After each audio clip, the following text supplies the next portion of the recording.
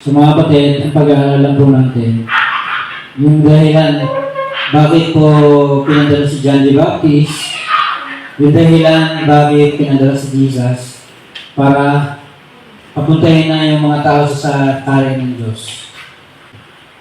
So mga kapatid, marami po akong nakalagay dito. Hindi ko ba sa dami niyan. Oh. So meron dito yung mga salita ng Diyos, mga talinhaga, mga talinhaga na nakalagay sa Bible. Marami yan. Yung salita ng Diyos, ito natin pag-aaralan. Amen. Sabi po ron, makikilala mo sila sa kanilang bunga. Makikilala mo ang puno sa bunga niya. Kung mansanas yung bunga niya, kahit hindi mo makabisado yung puno, dahil nakita mo yung bunga, alam mo yung bunga, ito yung mga prutas, alam mo yung mga prutas, pag tinignan mo yung bunga, nakakabit doon, puno to naman mansanas yung puno. Hindi mo alam yung puno, gano'n, kahit nung maliit ako, nung binata ako, hindi ko alam yung mga puno, yung mga halaman kung ano, lalong wala pang bunga, hindi ko alam. Ano ba yan? Mansanas ba yan? Kalamansi ba yan? Hindi ko alam. Malalaman ko lang talaga yun pagka may lumabas na may mga bunga na, ay, kalamansi yan, kasi may kalamansi. Puno yan ng kalamansi. Puno yan ng guyabano kasi may guyabano. So, ganon. Sabi ganyan, hindi natin makikilala mga tao na tinitingnan mo lang. Yun na may tao. Ayan, mabait yan, mabuti tao. Ayan, masamang tao. Pag tinignan mo lang gano'n, hindi mo yan makikilala. Amen? Makikilala mo yan pag yan kumilos na. Amen? Alam niyo mga kapatid, makikilala mo ang Spirit sa boses. Kasi yung Holy Spirit, nandiyan yung speaking in tongues, nandiyan yung prophecy, nandiyan ang word of knowledge, word of wisdom, nandiyan ang mga ganyan-ganyan. Kagalingan. Di ba? Pag nagpagaling siya, sa pangalan ni Jesus, may marinig kang gano'n. Makikilala mo ang Spirit sa boses o vocal. Puro vocal, ano siya, boses siya. No? Yung rema, kanya-kanya yung rema. Boses salita ng Diyos, marinig. Actual para sa tamang panahon. Kagaya ngayon, narinig niyo ngayon, okay ginagamit ng Diyos ngayon, may rema ngayon. Ngayon, para ngayon sa alas 11 ng tanghali, March 9, rema to, nangyayari yun. Kasi ito yung boses ng Diyos para sa oras na to. So, ganyan naman ang Spirit, makikilala mo siya sa boses. Ngayon, makikilala daw natin ng tao sa kilos niya. Makikilala mo ang Diyos sa buhay ni Jesus kasi tagtad siya ng kababalaghan. Kaya mali. Kapag paniwala mo, dapat walang kababalaghan. Mali. Si Jesus, ang dami ng kababalaghan. No? Siya ang daan. Siya ang tamang sundan. Siya ang standard natin. Hindi sino mang tao. Hindi sino mang turo. Si Jesus ang standard natin. Si Jesus maraming kababalaghan. Makikilala mo ang Diyos. Makikilala mo mabuti sa kilos. Makita natin dami ng kababalaghan. Si Jesus mabuting tao. Sabi sa Acts, Jesus went doing good. Si Jesus gumagawa ng mabuti. Because God is with Him. Dahil ang Diyos ay kasama niya. No? Lumakad siya, gumawa siya ng mabuti, no? Paano siya naging mabuti? Makikilala mo ang puno sa kanyang bunga, sa kanyang ginagawa. Good tree beareth good fruit. Evil tree beareth evil fruit. Kaya nga tayo pinadalan dito ni John the Baptist sa 5 taon na karaan. Pag nahanda na, darating na si Jesus, magmi-ministry siya ng 3 taon. Kasi kailangan handa. Kailangan, pag nag-ministry si John the Baptist, si Jesus, mga alagad niya, sa loob ng 200 years, ang buong mundo, makakilala ng salita ng Diyos, ang mga tao, makikilala mabuti na, gagawa na ng mabuti. Amen? Mabubuting puno na sila. Nasabi ni John the Baptist, ang palakol nakaaakmana sa puno, papalakulin na yung puno, kailangan niya ng bunga ng pagsisisi. Amen? Kailangan nyo ng bunga. Diba? Ang tao pag nagsisisi, gagawin pa ba niya yung gusto niyang ginagawa, yung dati niyang ginagawa? Hindi na. Dapat araw-araw tayo nagsisisi. Ang kaligtasan ay paglalakbay. Salvation is a journey. It is not a one-time event. Nakaligtas ka na. Tapos gagawin mo na yung gusto mo. Ang kaligtasan, paglalakbay, araw-araw magsisisi, hanggang dumating ka sa Panginoon. May nagpunta nga sa langit na, iyak pa eh. Ang sabi ng angel sa kanya, hindi na bagay, hindi na naiyak dito. Basahin mo sa Bible. Papahihirin niya ang kanilang mga luha. Hanggang dulo, magsisisi ka. Lalapit ka sa Diyos. Hindi to yung isang beses lang, o ligtas ka na. Hindi. Salvation is a journey. Ito'y paglalakbay. Kahapon, ngayon, bukas, naglalakbay ka. Hindi ka magnanakaw sa krus. Na pagkatapos mo tanggapin si Jesus, patay ka na agad ngayon. Kasama mo na si Jesus sa paraiso. Sa kaharian ng Diyos. Hindi ganoon. Hindi pa tayo patay. Naglalakbay pa rin tayo. Kaligtasan ay paglalakbay. Marami pa tayo matatalakay dito. Sinabi sa Matthew 7, simulan natin sa 15. Sabi nga, mag-ingat kayo sa mga bulang propeta, magsisilapit sila sa inyo. Anong ito pa? Ngunit ang totoo ay mabangis silang asong gubat. Makikilala mo sila sa kanilang mga gawa. Ayan, malinaw. Makikilala mo ang puno sa kanyang bunga. Ayan. Napipitas ba ang uba sa puno ng dawag, ng tinik? O ang igo sa puno ng aroma? Ayan. Nagbubunga ba ng mabuti ang bawat mabubuting punong kahoy? Nagbubunga ng mabuti ang bawat mabuting punong kahoy. Subalit nagbubunga ng masama ang masamang punong kahoy. Gumagawa ng mabuti ang mabuti, gumagawa ng masama ang masama.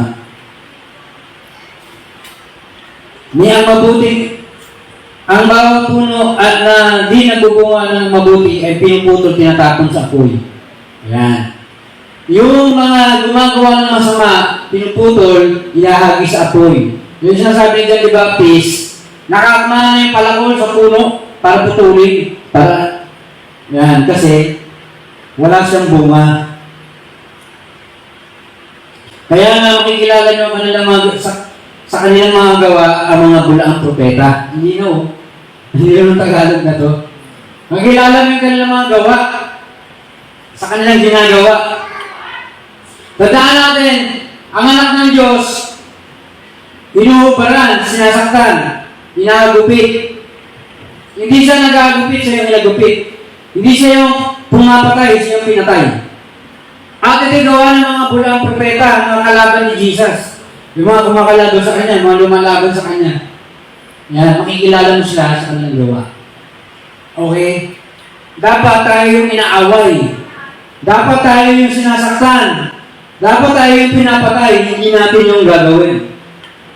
Kasi, nasa kaaway yung pumapatay, nasa kaaway yung mga nananakit, nasa kaaway yung nangungubad, yung pinapahiya. Okay? Tayo, bibigyan tayo ng Diyos ng karangalan. Naubalan siya para bigyan tayo ng karangalan.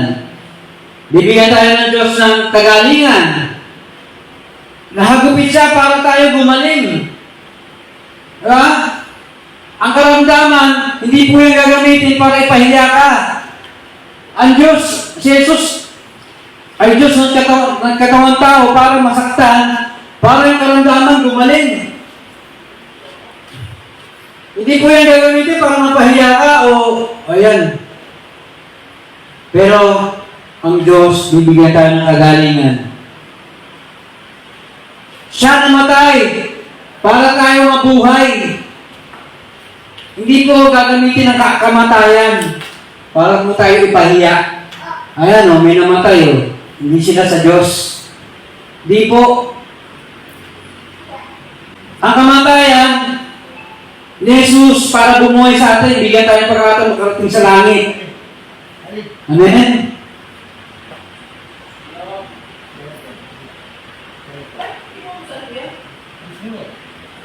Mga kapatid, ang puno, ang buto, magiging puno yan kapag siya ay nalaglag. Pagka siya ay nag-isa, pagka siya ay tumubo, pagka siya ay namunga. Amen? Nung si Jesus ay natumanggap na ng bautismo ng tubig at Espiritu Santo, bago siya mangaral, makita ng tao, dinala siya ng Espiritu Santo sa disyerto para subukin.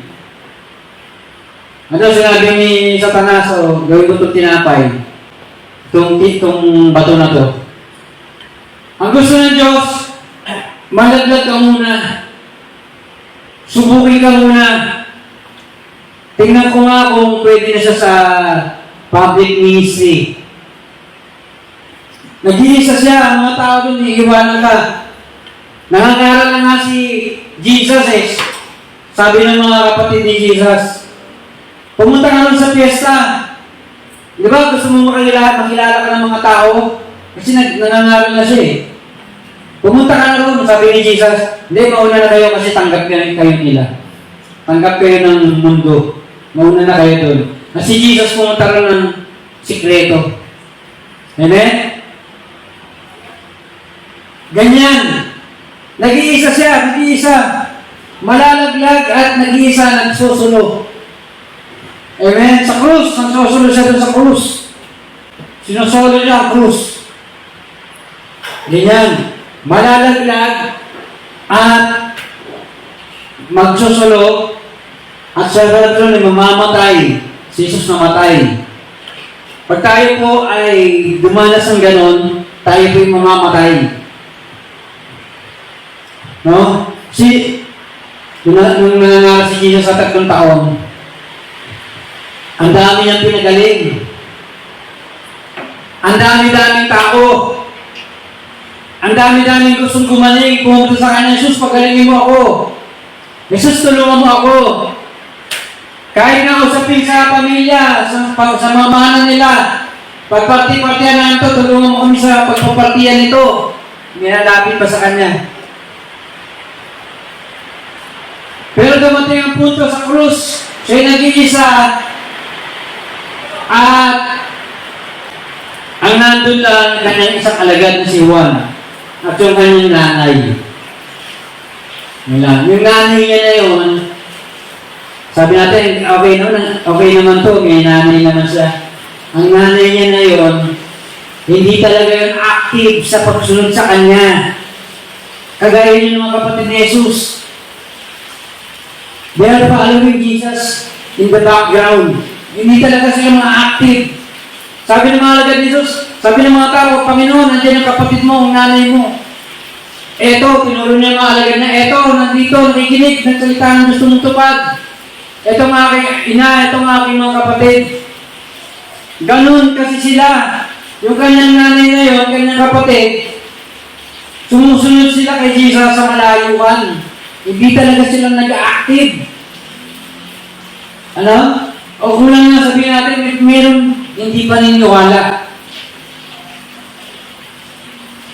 Yan. Kaya, ito yung nanay ni Jesus, nasa harapan niya. Bagamat ginagawa nila yun, ng kanyang kapatid, ng kanyang nanay, pero pagdating sa krus, andun yung kanyang nanay. Amen? Nakikita, nagliliwanag na si Jesus. Nagliliwanag na sa andun ng kanyang nanay, ng kanyang alagad. Bagamat nagtakbo na ibang alagad, 11, may isa pa sa loob. Ano?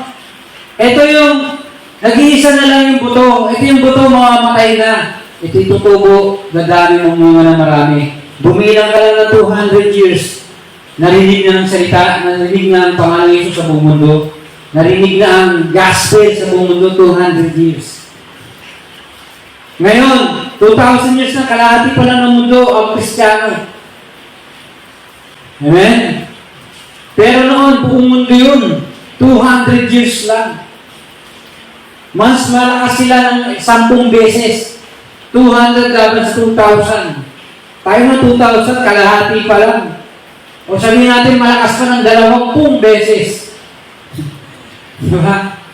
Kasi, kalahati lang tayo eh. Sila buong mundo, 200 years. Tayo, 2,000 years nung nagigisa ng buong mundo, okay. 10 beses lang mas malakas. Ikakalahati. So, 20 times sila mas malakas sa atin. Wala silang wala silang kopya ng Bible, wala silang technology, wala silang internet, wala silang sasakyan. Pero mas malakas sila ng 20 beses sa atin. Yun yung buto na namatay, nagsulo, at namatay at namunga, na pagkarami-rami, buong mundo nakabot. So mamaya, malalaman natin itong puno na tanaw sa buong mundo mamaya. Paano ba ito nangyayari? Amen. Ibig sabihin na namatay, huminto. May punto sa buhay mo, sabi ni Catherine Kuhlman, dumating sa punto ko na ako dumating sa aking dead end. Lakad ako ng lakad. Dumating na ako sa dead end. Na masasabi niya, hindi na ako makakapagpatuloy. Sabi ni Catherine Kuhlman, hindi ko alam ang krus niyo. Kaya dumating na ako sa aking krus, sa aking kamatayan. Hindi na ako makausad. Ang ibig sabihin ng kamatayan, to cease. Ihinto ka na. Ihinto ka na sa ginagawa mo. Patay ka na. Yung dati mong ginagawa niya, tapos na yan. Hindi na yung matutugtungan. Dead end na yan. Death. Ibig sabihin, cease. Huminto. Patay ka na. Mabubuhay na sa Jesus. Pulos kabutihan na. Tapos na yung masamang bunga, masamang puno.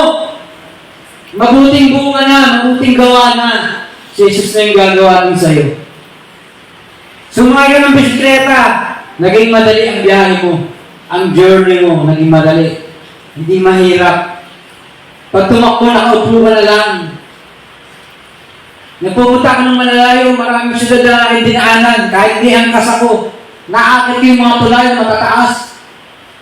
Kasi yung bisikleta ko maganda, jaman lahat ang pyesa. Kahit may angkas ako, parang wala akong angkas. Ganon ang bike, ganon kapag kasi Jesus nabubuhay sa'yo. Madali na ang paglalakbay. Tapos na, yung dati mong buhay, nahirap ka, ang hirap gumawa ng mabuti, hirap umiwas sa mga ganitong gawain, magiging madali pag andyan si Jesus. Amen? Pag mayroon kang bike, pag mayroon kang Espiritu Santo, amen? Ibig sabihin ng kamatayan, cease, huminto. Amen? C-E-A-S-E, huminto. Patay ka na. Apotnesko, patay ka na, huminto ka na. Amen? Ibig sabihin ng salitang namatay na, ito ay yung buto bumukas. It breaks open. Ay, ibig sabihin nun, susurrender ka na. Lord, gusto mo kumamunga. Gusto mo tumubo. Gusto mo ko lumago. Sige, lalago na ako. It breaks open. It surrenders. Sumusurrender na. Bukas na sa Panginoon.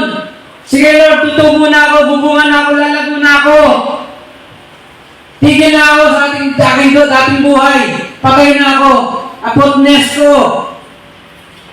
Ngayon, bubukas na ako. Mamumunga na ako. Susuhay na, tutubo na, lalago na ako. Lalaki na ako. Inong buto na nagsulo at namatay. It breaks open, it surrender to produce life. Amen? Amen. Hindi mo walang buhay yan. Pero pag tumutubo yan, yes, yung dinanong kong buto, nabuhay. Amen? Amen. Pag yan tumutubo, lumalabas na ganun, yes, nabuhay siya.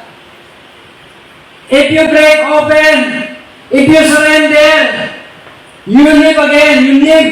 You produce life. Amen? Pag walang lumalabas sa'yo, walang paglago, hindi nakikita ang buhay. Hindi nga sabi na, itong tinanim ng Panginoon, itong plantation of the Lord, itong tinatanim ng Diyos, buhay na hindi man niya masabi yun. Kasi, wala pang lalabas. Wala pang tubo, wala pang paglago, wala pang development, wala pang improvement, wala pang upgrade. Yan, makikilala mo buting puno sa kanilang bunga. Lumulabas na. Wala pang bunga yan, hindi pa natin alam, mabuting puno yan, masama. Basta alam mo siya'y buhay. Meron siyang resurrection, meron siyang life. Namatay eh. Hindi mabubuhay muli. Malibang mamatay. Meron siyang resurrection. Patungkol yung kay Jesus. Ito'y lalabas. At pagdating ng panahon, magkakaroon ito ng bunga, maraming ani.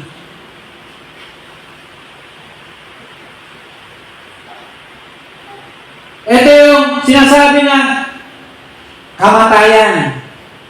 Dying to self. Dying to self. Lord, hindi na yung dati mong ginagawa, hindi yung dati mong sinasabi, iniisip. Meron na akong dying to self. Death likeness. Patay na ako, si Jesus na nabubuhay sa akin. Dead unto sin. Patay na ako sa kasalanan. No? Ano na ako, mabuting puno na ako. Ang gagawa na ng mabubuting bagay sa akin, mabuting gawain ng Diyos, ng Espiritu Santo, si Jesus.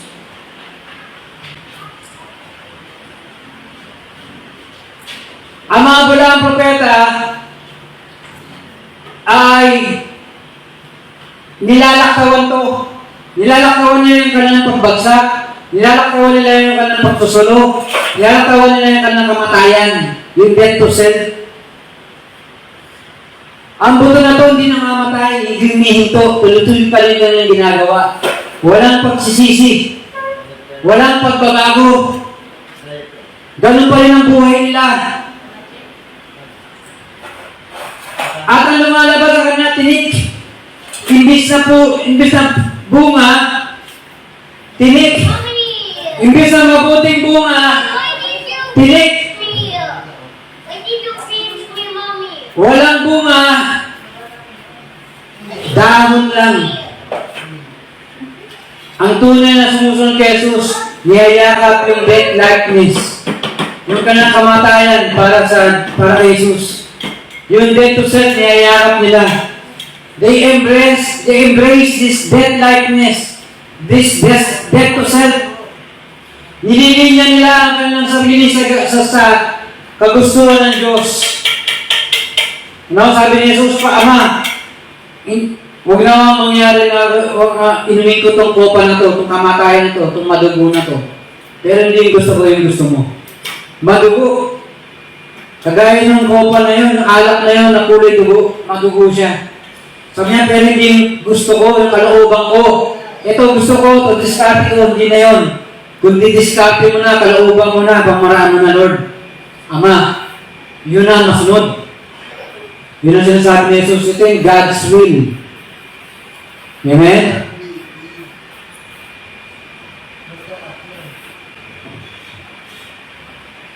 Sa salitang Hudyo, yung kamatayan ay may kinalaman sa mabuti na naitanim at namunga.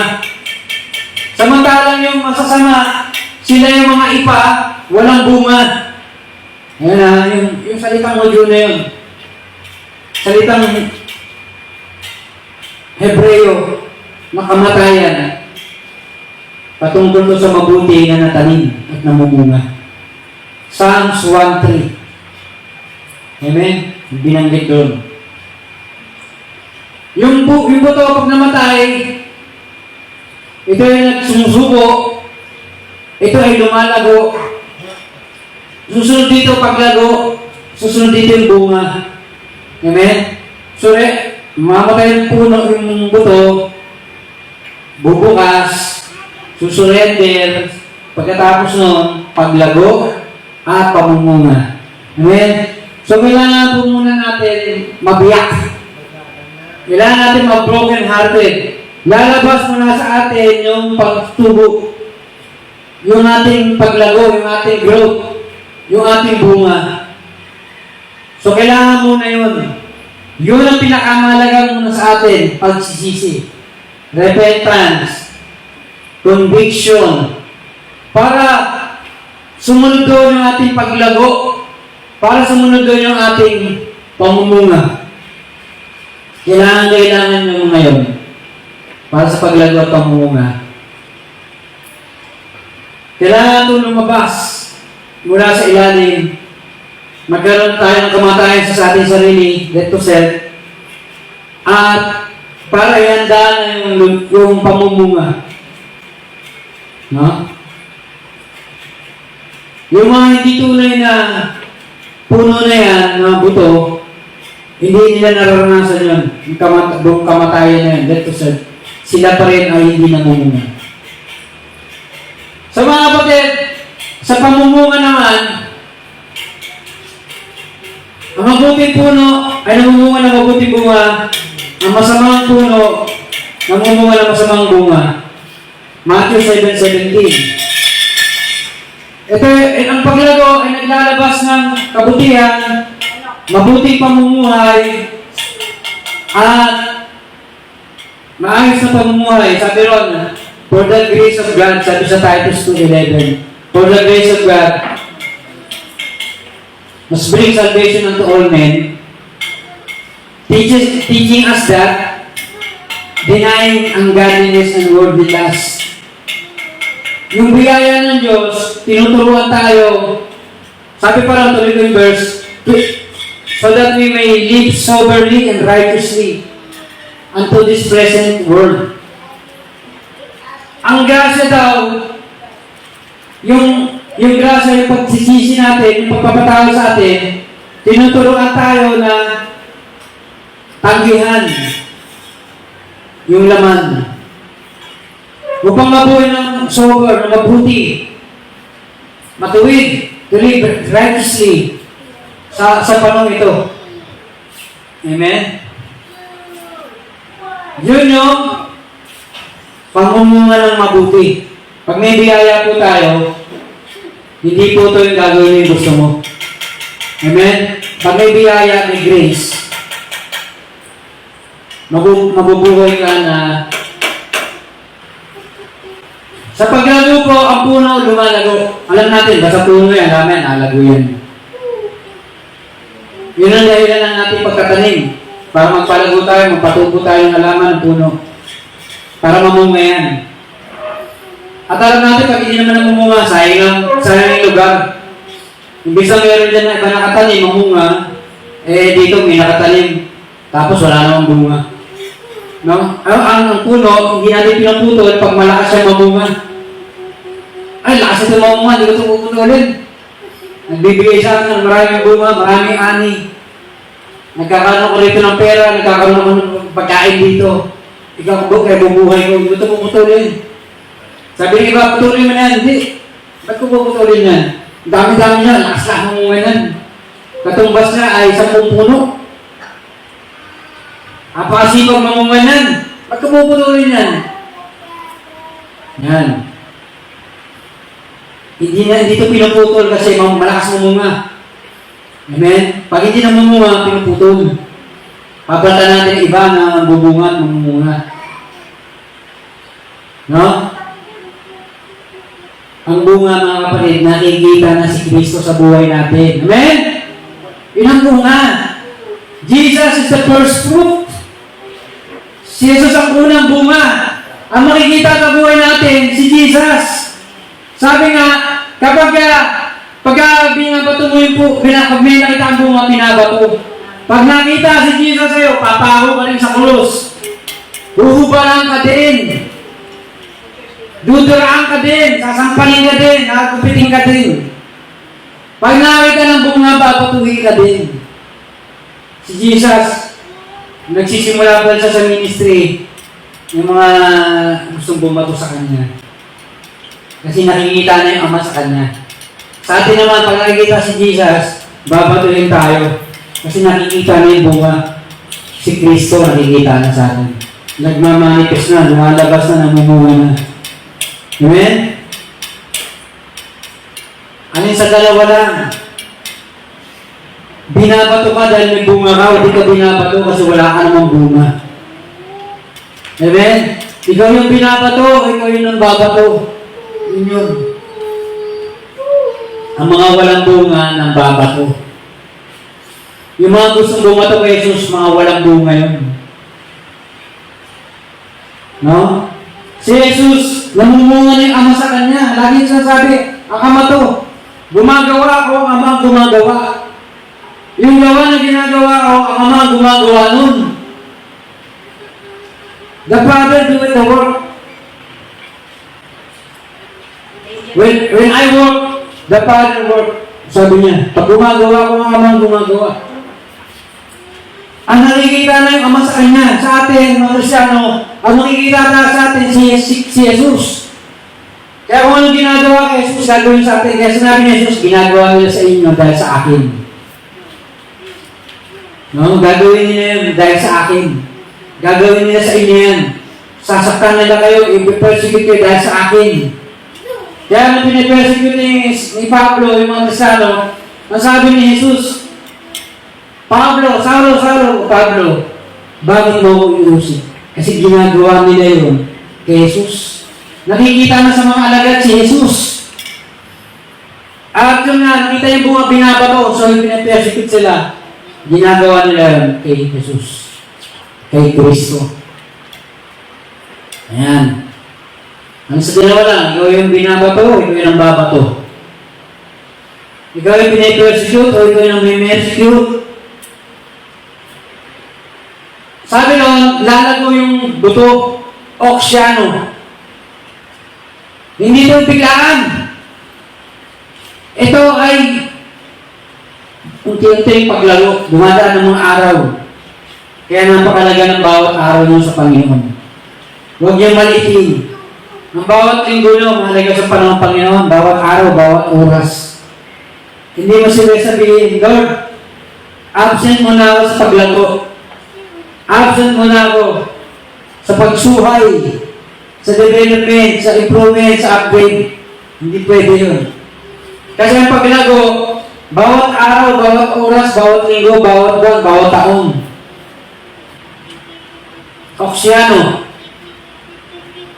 They grow over time. Ang mabuting puno, pinapakita yung puso na nakauglat sa Panginoon. Yun yung mabuting puno, mabuting tanim. Nakakabit siya ang kanyang puso sa Panginoon. Nakakonekta, connected. Siya ay inaalagaan, pinalalago, dinidevelop ng salita ng Diyos. Sabi ni Pedro, we are born of incorruptible seed of the Word of God. Tayo ay pinanganak, buto, lumalago, nagaya ng nagaya ng hindi nasisirang buto ng salita ng Diyos. Doon tayo pinanganak. No? Yun yung Jesus, the Word become flesh. The Word was God and the Word become flesh.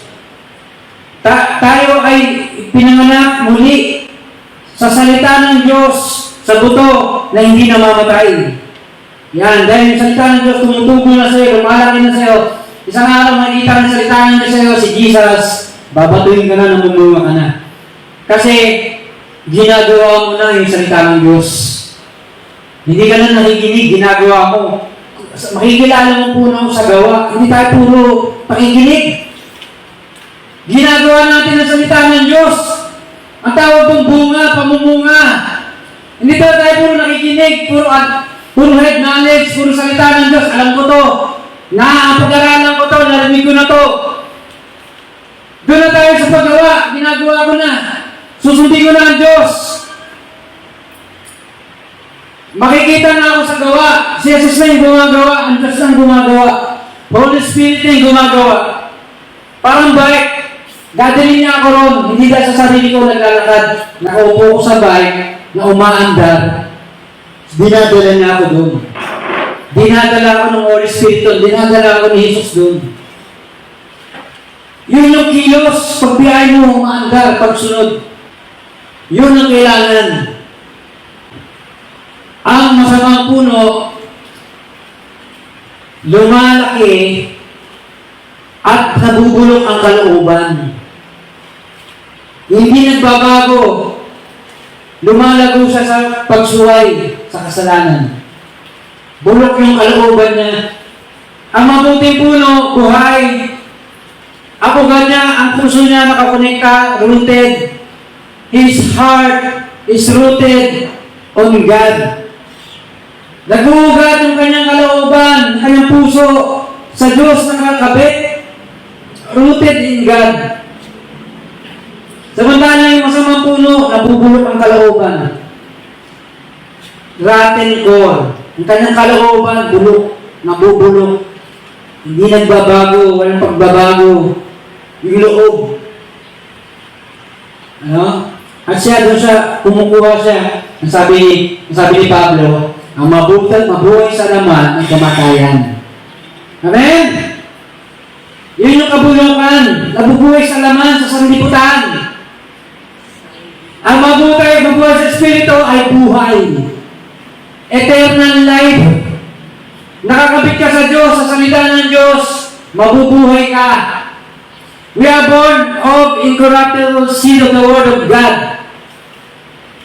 Nakapunita ka sa salita ng Diyos, patuloy kang lalago, magiging sanggol bata, magiging malaki ka, makikita na si Jesus sa'yo. Ang mga bata, walang kaibahan sa alipin. Pero paglaki niyan, tagapagmana yan. Hindi sila alipin, hari sila. Prinsipe sila, tagapagmana ng trono ng hari. Pero pag bata yan, nanatiling ang bata, bansot, wala kang kaibahan sa alipin. Ganyan pa rin ang buhay mo. Hanggang di ka umabante. Alipin ka pa rin. Mababa pa rin alagayan mo. Kailangan ka sa paglago, lumago. Para ikaw, pagdating ng panahon, ikaw ay tagapagmana, crown prince. Ikaw ay pusunod na hari pag ang hari namatay. Ikaw na ang hari. Hindi ka na, iba ka na sa alipin. May mga tao, ganun na dahil sa alipin. Si Joseph the Dreamer, nagsimulang alipin. Lumipas ang panahon, isa na siyang prime minister. Pangalawa sa hari. Tinalo pa niya yung prinsipe ng Egypt. Dahil ang pumangalawa sa hari, hindi yung prinsipe. Ang pumangalawa sa hari, yung dating alipin. Amen?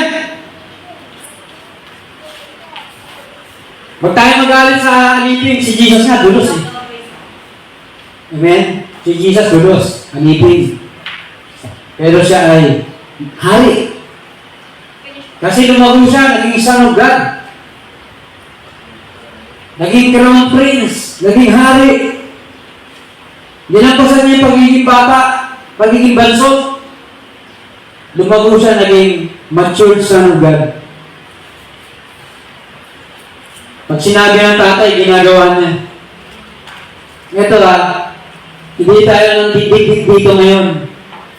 Sabi ni Jesus, may dalawang son. Kagaya ni Jesus, son. Yung isa, sabi niya, gumawa ka sa bukid. Sabi nung una, ayoko. Pagkatapos, na-realize na, nagsisi siya, siya ay pumunta, gumawa sa bukid. Yung sabi, yung tatay, dahil nga tinanggaya siya ng unang anak, son, kagaya ni Jesus sa son, pumunta siya sa isang anak ulit.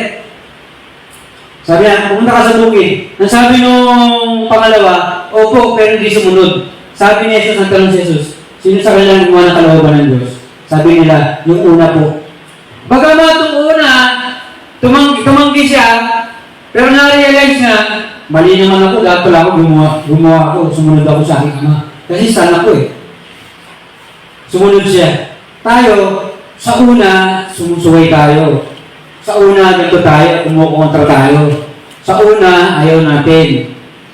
Pero pagdating ng panahon, na-realize natin, Lord, sorry po. Yung sinabi mo, gagawin ko na. No? May pagkakataon tayo na, yun tayo eh, nasa mundo tayo eh. Nasa mundo tayo, may mga ganyan tayo, pero na-realize natin, nakukumbig tayo, nare-repent tayo, Lord, sorry, gagawin ko na. At tayo yung gumagawa ng kalooban ng Ama. Amen? Hindi po tayo sa pag-ausap natin ngayon, pag-aaral natin, hindi tayo nandidigdig. May pagkakataon tayo, may pag-asa pa tayo. Amen? Lalo sa mga son na kagaya ni Jesus. No? Hindi lang kagaya ni Jesus na Jesus nga sinasabi, Ama, kung pwede na ko pa na ito, pero yung kalooban mo pala. Kasi Jesus nga nasabi yun. No? Tayo rin, nakakatanggi tayo, tumatanggi rin tayo. Pero susunod tayo, nare-realize natin, sorry Lord, sorry Father. Masusundin mo na. Pag dala-dala natin yung bunga, nakikita na siya sa ating buhay. Pag dala-dala na natin siya sa ating buhay, nakikita na yung bunga sa atin, tayo binabato, sinasaktan, pinapako sa krus, sumubaran, pinapahiya, pinapersecute. Pag may si Kristo na sa'yo, babatuhin ka na. Pag nakitaan ka ng bunga, babatuhin ka na sa gano'ng mga puno, binabato. Dahil sa bunga. Ibig sabihin ng aksiyano ng paglago. Sa Mark chapter 4 verse 8, ito ay increase. Ito ay develop. Ito ay nadadagdagan, lumalago. Ito ay nagde-develop. Ganon tayo mga kapatid, na tayo lumalago, nagde-develop tayo. Nag-i-increase tayo, nadadagdagan. Hindi ka na ganon dati gumawa. Hindi ka na ganon dati magturo. Hindi ka na ganon dati mangaral. Hindi ka na ganon dati kumanta, tumugtog, mag-ministry. Nadadagdagan, nade-develop. Amen? Yun ang paglago. Hindi ka manatili sa ganon. Ano? Isang araw, Jesus ka na. Amen? Ibig sabihin ng paglago, hindi ka na gaya ng dati.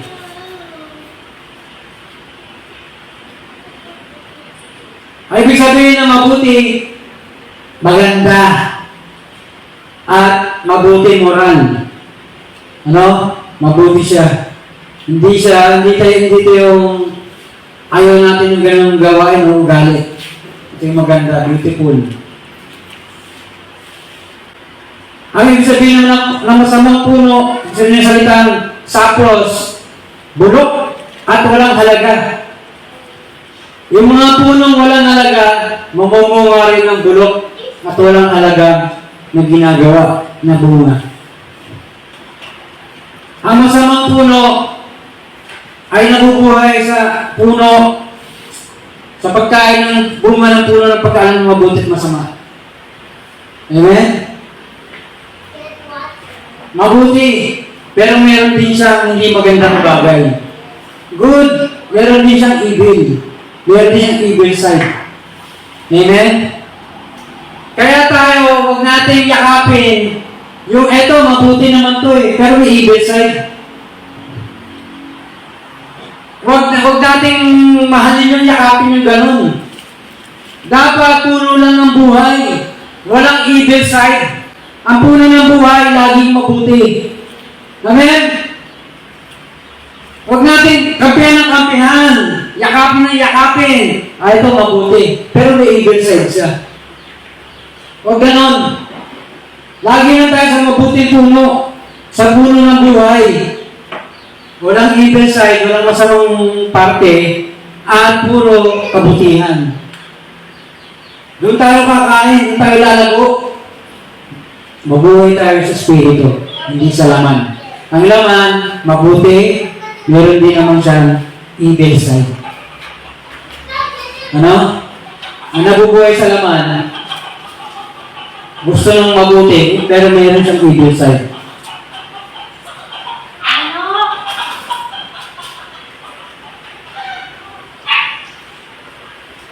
Ang tunay na disipulo ng Panginoon, lumalago sa pananampalataya, sa paniniwala, pagsunod. Hindi lang po tayo nakikinig, sumusunod tayo. 2 Peter 3, verse 18. Lumalago tayo sa biyaya. Samantalang yung mga hindi tunay na alagad, sila ay stagna at sila ay pilipit. Mga pilipit sila, they stagnate or twist. Amen? Ang mabuting puno lumalago sa tubig. Nadidiligan tayo ng salita ng Diyos. Nakita naman yung ministry ni John the Baptist. Talagang tuwiran siya magsalita. Doon tayo lumalago sa tubig na yun. Sa conviction, sa repentance. Doon tayo lumalago sa tubig na yun. At tayo mamunga ng bunga. Makikita si Jesus sa atin unti-unti. Samantala ang masamang puno ay natutuyo. Amen? Wala po silang tubig. Ayaw kasi nila ng tubig. Ayaw nila ng conviction. Ayaw nila ng repentance. Kaya dahil wala silang conviction, wala silang repentance, wala silang tubig, natutuyo sila na natutuyo, namamatay sila na namamatay. Amen? Hindi sila namumunga. Kasi wala silang tubig ng conviction, ng repentance. Para magkaroon ng bunga, kailangan lumago. Mula sa kamatayan, death likeness, death to self, papunta sa pagiging mature. Kagaya ni Jesus, sonship. Pinapakita yung tunay na puno. Yung nature ng puno. Namumunga. Basta puno, namumunga yan. Tayo mabuhay matuwid, soberly. Tinatanggihan natin yung hindi pagiging makadiyos at mga kamunduhan. Ang mabuti puno, nakasurrende. Lumalago sa Panginoon. They tried. Ang hindi mabuti puno, sila ay mga baluktot at nakaugat sa sarili nila. Ito gusto ko. Ito diskarte ko. Ito pamamaraan ko. Pero ang mga mabuting puno, nakaugat ang puso nila sa Diyos. Lord, yung gusto mo, yung gusto ko. Ito yung sinasabi ni John the Baptist. Para makapasok tayo sa kaharian ng Diyos, nakakman na yung palakol sa puno para putulin ang puno. Yung mga puno hindi namumunga. Hindi lumalago, hindi na-develop. Hindi namumunga. Ayaw mamunga. Hindi nakikita si Jesus sa kanila. Yung gawa ni Jesus, gawa ng Holy Spirit, hindi nakikita sa kanila. Gumawa ng Ama kay Jesus. Nakikita ng Ama kay Jesus. Sa atin naman ang gagawa. Si Jesus at ang Holy Spirit ang gagawa sa atin. Nandiyan ang Holy Spirit. Nandiyan si Jesus sa pamagitan ng Holy Spirit sa atin. Yan ang hinahanap sa atin. Sabi ni Jesus, putulin na yan kasi wala ang Holy Spirit. Hindi na mamunga. Hindi nakita si Jesus sa kanila sa pamagitan ng Holy Spirit. Putulin na yan. Sabi sa talinagan ni Jesus, sabi ng lalaki, Panginoon, bigyan pa natin isang taon. Ang puno, mamumunga pa yan sa isang taon. Bukayan, lagyan ng pataba. Pag hindi namunga, putulin. Okay. Gusto mong putulin, putulin. Pero pag namunga, hindi na puputulin. Sabi nung sa talinagan ni Jesus, para doon niya. Amen? Buti nga, hindi sinabi ni Jesus, ito yung mga hindi namunga, puputulin ko. Dinadaan niya sa talinaga, sa parabol. Hindi masakit. Di ba? Dinaan niya sa kwento. Amen? Yan, di mo alam, yun yung sinasabi ng salita ng Diyos. Yun ang gusto ng Diyos. Pag di ka namumunga, puputulin ka. Tinanim ka sa mundo ito para pakita mo si Jesus. Yung gawa ni Jesus, gawa ng Holy Spirit. Hindi tayo pumunta rito para ipakita yung gawa ng mga gawa natin. Gawa ng mga sarili natin. Hindi, gawa ni Jesus. Gawa ng Holy Spirit. Higit pa sa nagawa ni Jesus, magagawa natin. Magagawa natin na nagawa ni Jesus sa tigit pa ron. Ang magagawa natin. Dahil siya pupunta na sa Ama, ibibigay sa atin ng Espiritu Santo.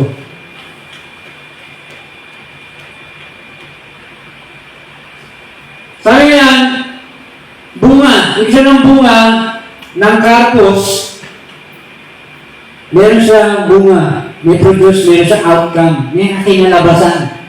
Ito kinalabasan, Jesus. Kilos ni Jesus, gawa ng Holy Spirit. Pagkilos nila. Naglalabas. Ibig sabihin ng masamang puno, harmful. Nakakasakit, masamang puno, nakakasakit. Kaya sinabi ko sa inyo, ang masamang puno, gumagawa ng masama, sila harmful, nananakit. Sila masasama. Ang masamang puno, nananakit, na mga mabubuting puno. Amen? Sinasaktan nila, binabato nila, pinipersecute nila, inuubaran nila, pinapayaan nila, pinapako sa krus, pinipersecute nila. Yan yung mga samang puno. Yan yung masasamang bunga. Amen? Masamang gawa.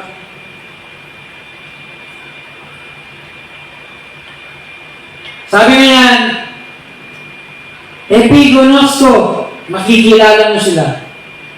Ay, sabi ng mga epiginosko, makikilala mo sila, alam na alam mo na sila. Kabisado na alam mo na, ayan, masama talagang puno yan. Kasi ganito ginagawa nan eh. Nananakit. O, di ba?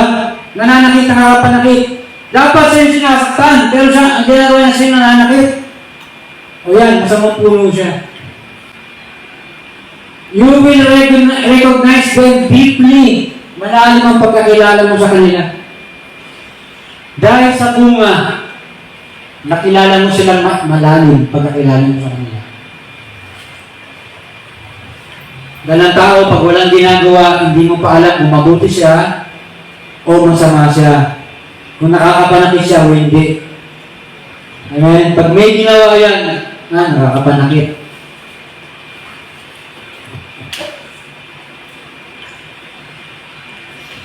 Ang pamumunga ay bunga ng paglago. Pag lumago ka, mamumunga ka. Hindi ka mamumunga kung buto ka pa lang. Kung halaman ka pa lang maliit. Kailangan lumago at paglago, mamumunga.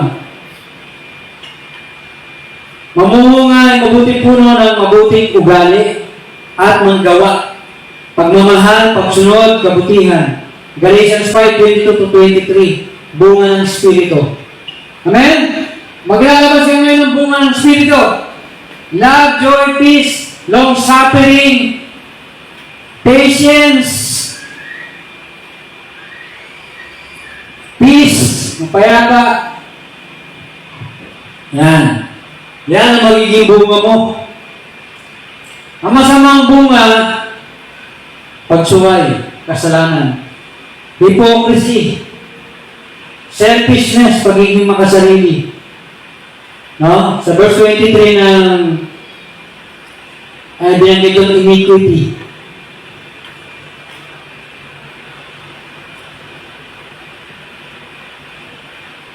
Mga kapatid, may tatlong kasalanan po na pinapatawad, hindi sinasadya, hindi alam kahinaan. Kaya tayo pag habang lumalago po tayo. Pero nung si Ananias sa Sapphira, meron po sila kasalanan na alam na nila, sinadya nila, siguro hindi nila yung kahinaan. At sabi ng Holy Spirit, yan lang ba talaga ang pinagbentahan ng binenta mo? Nung nagbibenta na yung mga panahon ngayon, mga kasama nila na lupat bahay. Tapos sinati, parte-parte, pare-pare, walang mayaman, walang mahirap sa kanila. Tinanon sila ni Pedro, yan lang ba talaga ang pinagbentahan? Sabi ni Ananias, yan lang talaga. Holy Spirit na pala nagsasalita. Tumamba si Ananias, namatay. Sabi ni Pedro, hindi ka nagsinungaling sa tao dahil sa Holy Spirit. Holy Spirit na pala nagsasalita, sa itong namatay. Kasi, merong sinadya merong alam na, ginagawa pa, siguro hindi niya yung kahinaan, so tumumba siya. Pero pag yun ay kahinaan mo, yun ay hindi mo sadya, hindi mo yun alam, hindi ka pinapatawad yung mga kasalanan na yun. Sabi, my strength is greater than your weakness. It's greater than your weakness. Sabi niya, if we sin willfully, yan, wala nang hain pa sa kapapatawad ng kasalanan. Kung tayo nagkakasalan ng sinadya natin, sabi ng verse sa Corinthians, wala nang handog para sa ikapapatawad pa ng kasalanan. Yan, yung tatlong kasalanan na yan, hindi sadya, hindi alam, ignorance, saka weakness, pinapatawad yan. So yan. So yun yung grasya ng Panginoon. Ba't pa tayo nakakapagpatuloy, ba't tayo lumalago? Hanggang pagdating ng panahon, wala na rin weakness. Tinanggal na rin ni Jesus yung weakness. Yung kahinaan natin, tinanggal na lahat. Matalo na lahat ng yung mga yan. Matalo ng Espiritu Santo. Pagdating ng panahon, kagaya tayo ni Jesus. So, hindi po tayo mamumunga ng masamang bunga. Yung mga pagkakamali pagsuway na sinasadya, alam na, ginagawa pa, malakas naman siya doon, ginagawa. Hindi tayo mamunga ng ganun. Di ba? Alam ng mga tao, pag malakas sila, hindi mo gagawin. Ang mabubuti puno, ganun. Kung saan siya malakas, ginagawa niya yun. Hindi siya lalabag doon. Hindi yan yung malakas siya, hindi niya gagawin weakness. Pag malakas siya doon, malakas siya doon. Kaya niya yun. Hindi niya sasadyain yun. Alam niya, hindi niya nagagawin. Yung mga pagkakamali dito, hindi mga occasional na pagkakamali. Bigyan. Yung mga pagkakamali dito na binabanggit dito, masamang puno, masamang gawa, ito yung laging ginagawa. Laging gagawin mga araw-araw. Yung binabanggit doon. Na laging ginagawa. Okay? Ang mabuti puno, hindi gumagawa nun. Yung lagi. Si Ari David, nagawa niya yung bagay na yun. Minsan lang. Mababasa natin yung Bible, minsan lang niya nagawa yun. Nagawa niya yung kay Bathsheba na yun, minsan lang yun. Pero yung sumunod, matandang-matandaan sa kanya, giniginaw siya, nilagyan siya ng kasama niya doon. Hindi niya nagawa, sabi sa Bible, hindi siya nagkasala. Hindi siya sumuway, hindi siya bumagsak. Amen?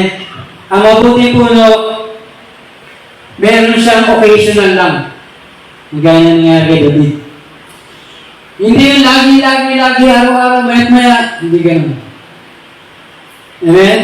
Kaya tayo, Lord, salamat po sa pagkakataon. May occasional. Pero naunawaan mo kami. Mga kasalanan hindi sadya, hindi alam, kahinaan. At pagdating ng panahon, tatanggalin ang lahat ng yan, ng kahinaan yan. Ayan, Jesus na. Makikilala mo sila sa kanilang bunga, madidiscern mo sila. Ito yung mga totoong halagad ni Jesus. Hindi lang sa salita. Sabi sa James chapter 2, verse 8, ipakita mo sa akin ang faith mo sa iyong gawa. Yung puno, may gawa. Faith without work is dead. Nakikita yung gawa ng Holy Spirit, gawa ng Diyos. Gawa ni Jesus. Nakikita sa buhay mo.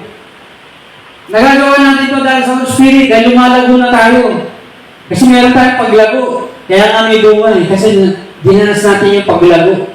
Paano ka lumago? Lagi ka sa salita ng Diyos, lagi sa prayer. Kung kailangan ng fasting, napapasting ka. Amen? Lumago ka, kaya ka namunga, kaya mo nagagawa yun. Yun ay gawa ng Holy Spirit. May dahilan kaya nagagawa yun.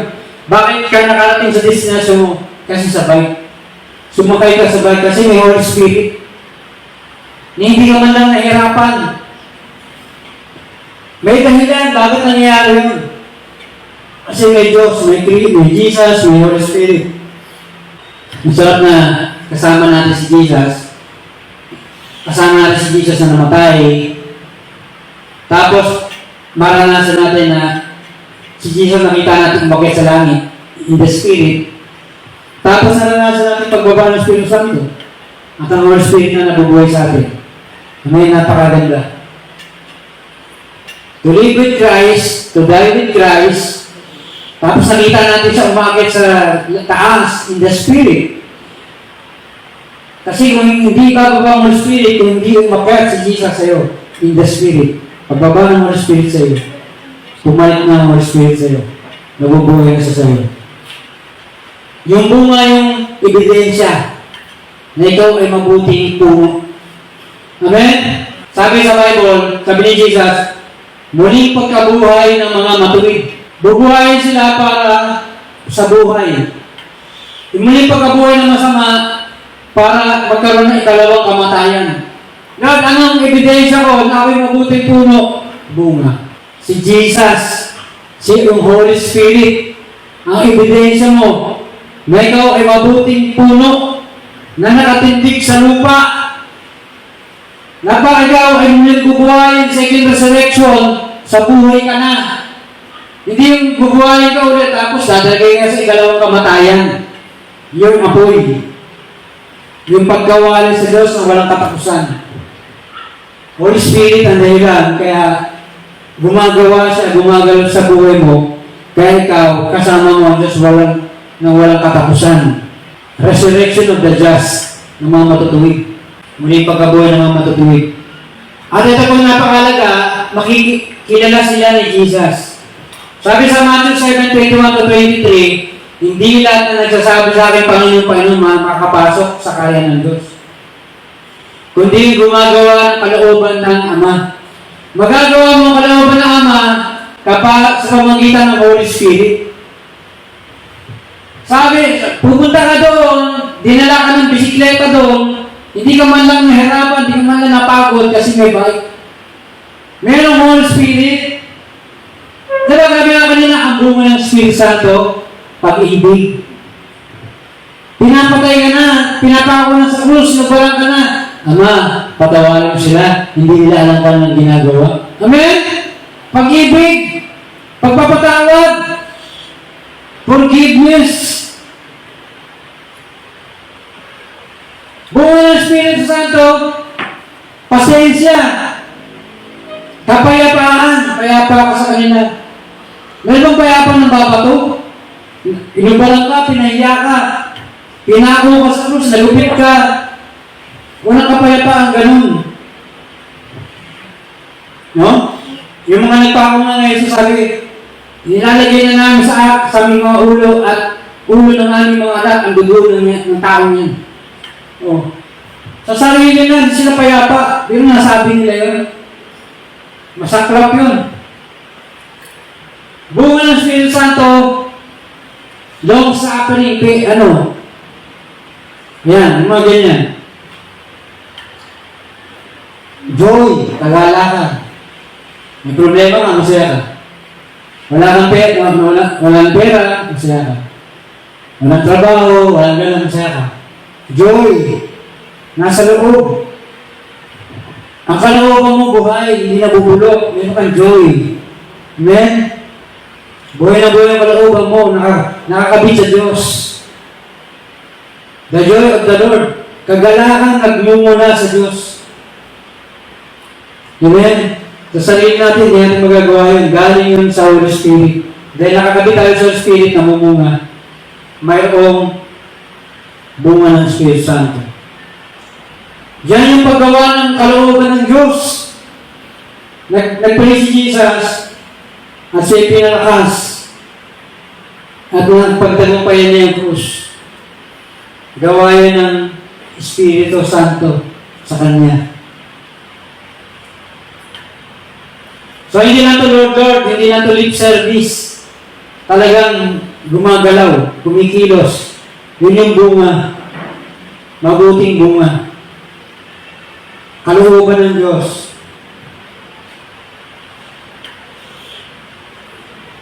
Sinabi ni Jesus sa Matthew 7:21-23, hindi ko kayo kilala. Hindi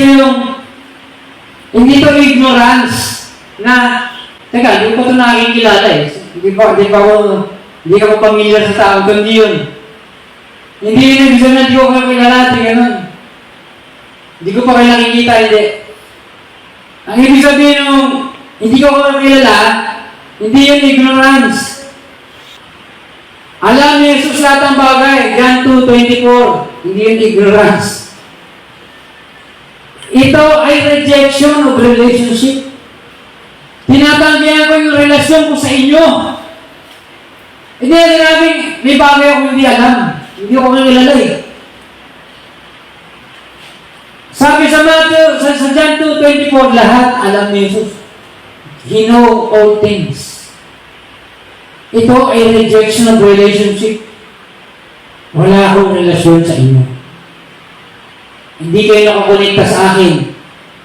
Hindi nakilos ang Espiritu Santo. Wala akong relasyon sa inyo. We have no relationship. I reject that relationship. Yun ang ibig sabihin ng I never knew you. Yun ang ibig sabihin ng ginosco. I never ginosco you. I reject that relationship.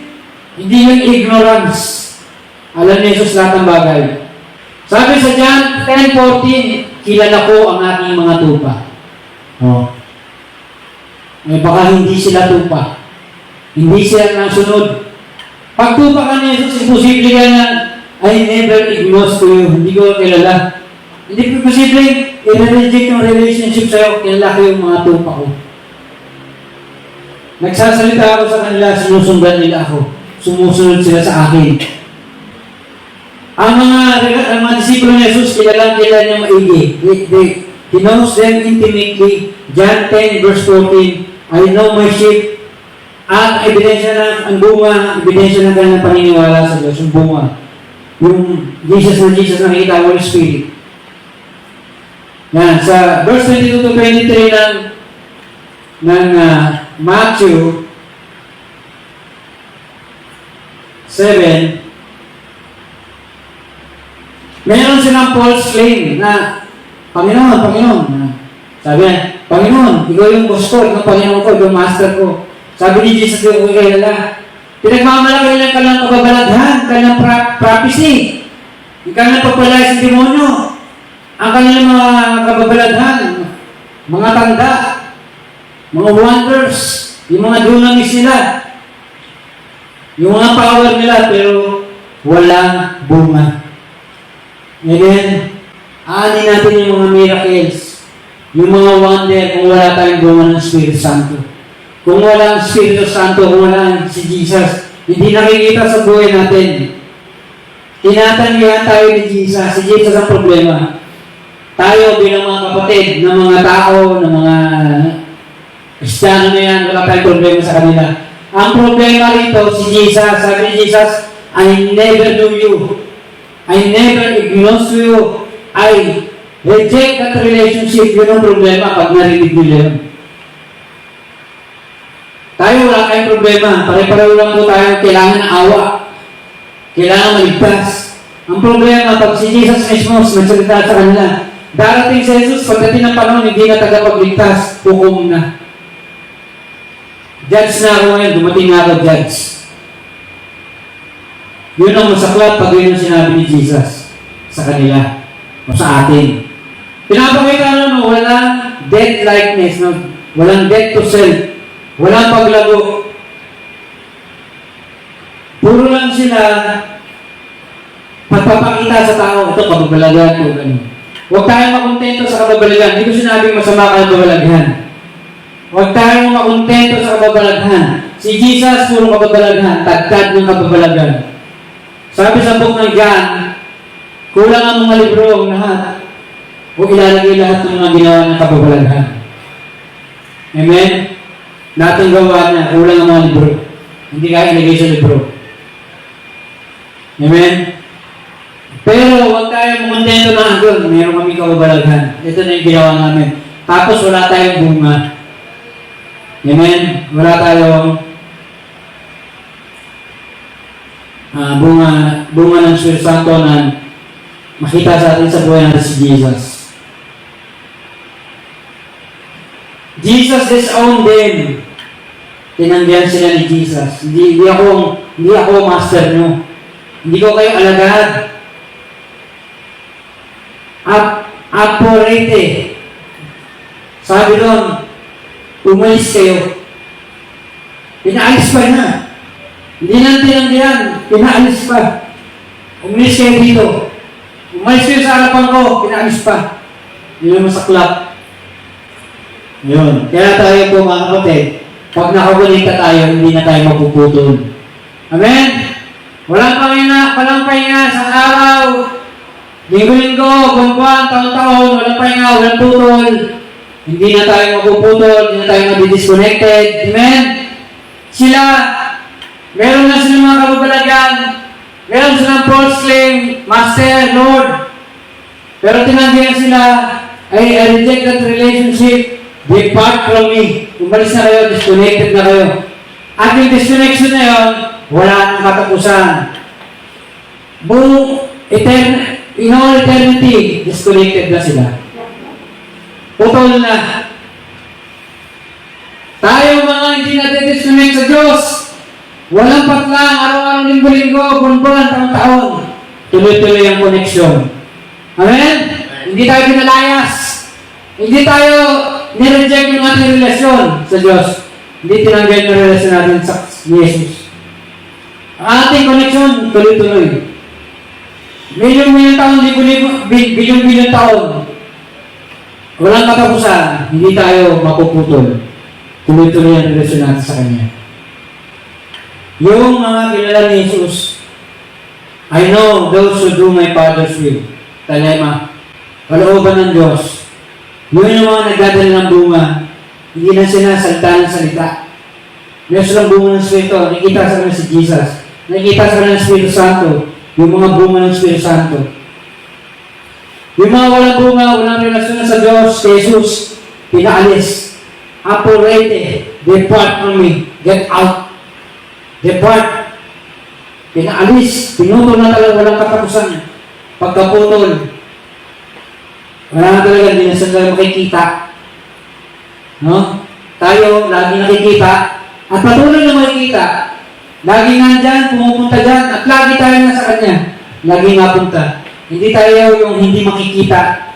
Hindi tayo laging nasa labas na lang na walang katapusan. Na lagi na lang umalis at di na nakita. Hindi tayo naputol ang ating relasyon sa Kanya. Ito sa nila ng Diyos ko. Ito yung ating kapangyarihan. No? Mga ito lalakaran ng mapa na to. Alam mo, pagdating ng panahon, ikaw ay mabuti, ikaw ay mabuting puno, ikaw ay ibabangon muli, at makakasama ka ni Jesus, muli pagkabuhay ng mga matutuwid, at hindi tayo yung mga bubuhayin pagkatapos dahil sa ikalang kamatayan. Doon sa pagkawalay sa Diyos, hindi. Alam mo, salita ito ng Diyos. Ito yung ating kapangyarihan, ito yung ating mapa. Ito yung ating pag-asa na tayo maliligtas. Ito ang kaligtasan ay paglalakbay. Ito yung ating paglalakbay. Kung tayo, nalo pa lang sa buto na dapat mamatay, mag-break open, no, mag-surrender, o tayo nandun na sa punto na tayo naman ay sinusuhayan na, o tayo nandun na tayo sa punto na tayo ay lumalago na, o sa punto na tayo mamunga na. Ito na yung mapa natin, na tayo mamumunga na. Ito yung pag-asa natin, na tayo may relasyon, umaandar ang relasyon natin. Tuloy-tuloy yung relasyon natin, hindi tayo nare-reject ng Panginoon. Tuloy-tuloy. Binibigyan tayo ng pagkakataon ng Panginoon. Alam ng Panginoon kung dapat ka na mamunga, wala kang bunga. Ito pa, bago matapos to. Ito yung sinabi ko sa inyo kanina, yung puno ko na kagaya ni Haring Nebuchadnezzar. Ang buhay natin para paglalakbay parang puno, ang paglago ng puno na pinakamataas sa buong mundo. Isang araw, di ba lang, kung maging kagaya ng Nebuchadnezzar ni Jesus na pang buong mundo. Nanaginip si Haring Nebuchadnezzar na siya daw ay puno na mataas, tanaw ng buong mundo. Emperor siya, nasakop niya yung buong mundo, lahat ng mga bansa. At nagkaroon siya ng kayabangan, sabi niya, ito, lahat to, gawa ko to. Tapos may narinig na sa panaginip niya, may boses sa langit, tutulin yung puno na yan, tumumba.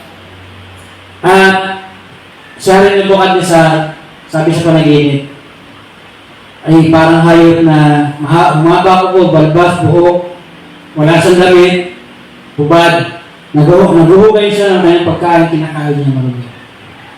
Amen? So pag nagkaroon po tayo ng kayabangan, pagka tayo po makayod na, mataas na, ang layo na narating natin sa kalipunan, sa espiritual. Tapos nagkaroon tayo ng kayabangan. Tanong na tayo, ito, si Nebuchadnezzar, buong mundo na to, worldwide ministry na to. Buong mundo trabaho na to bilang emperor, hari ng mga hari. Pinutol siya, pinutol. Tumumba siya. At sinawala ng mga balatubok na para siya nabaliw, luhukay niya yung lupa para kumain. Naranasan niyo ng mga panahon na yun. Kung ilang buwan ba yun, ilang taon. No? Bakit? Dahil sa kayabangan. Ang kayabangan po nakakabaliw. Para kang baliw yan.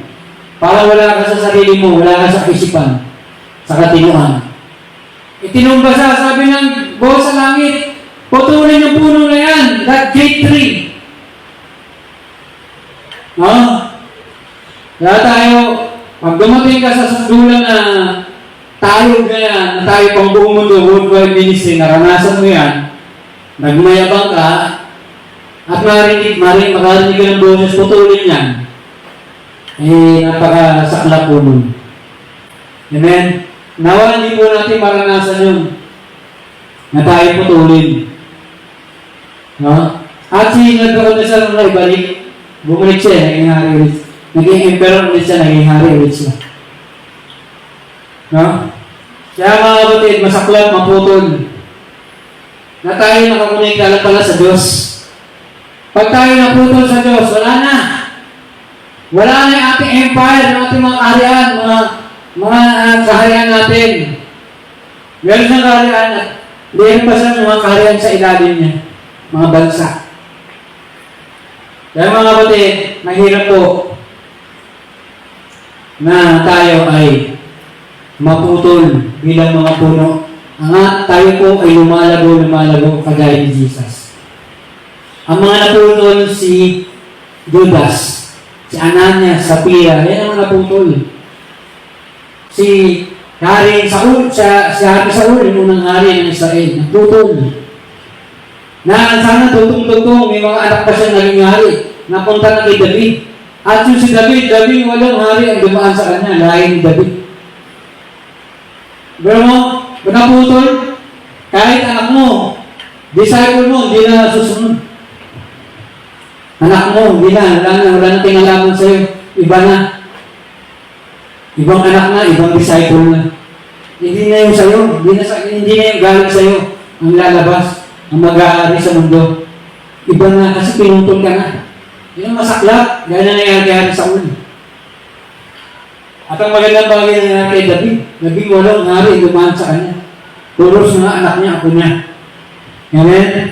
So yun, huwag po tayo maging mayabang, pride. No? Ayan. Hindi pa tayo nakakarating sa ganung sukdulang tayog ng tagumpay. Ito, pinanita sa atin pag kahit anong tayog yan, bagsak ka. Amen? Bagsak ka sa bagsak ka sa bagsak ka sa tumba ka, putol ka. Amen? Kaya mga kapatid, nawa, hindi po natin maranasan yung tayo maputol. Itong purpose na sinasabi niya John the Baptist, ni Jesus, pumasok tayo sa karya ng Diyos, paghahari, unahin natin ang karya ng Diyos, ang lahat ng bagay ito, dadagdag lang. Pag tinanggihan natin ng Diyos, putol ang puno. Kung ano nangyari Nebuchadnezzar, ang nangyayari sa mga pinuputol. Ano? Buti kung makakabalik pa tayo. Kagayahan ni Nebuchadnezzar, nakabalik pa. Amen? So wag po tayong magkaroon ng pride. Dapat meron po tayong humility. Pagpapakumbaba. Ang bumagsak, ibig sabihin na nagpapakumbaba. Nasa mababa, pinakamababa. Ang buto natunta sa baba, nagpakumbaba. Bumiyak at nag-surrender. Na nag-surrender, nagpapakumbaba. Nagbe-break open na heart, na bibiyak ang puso, nagpapakumbaba yan. Mga nagsisisi, nakukumbig, na nag-repent, mga nagpapakumbaba. Amen.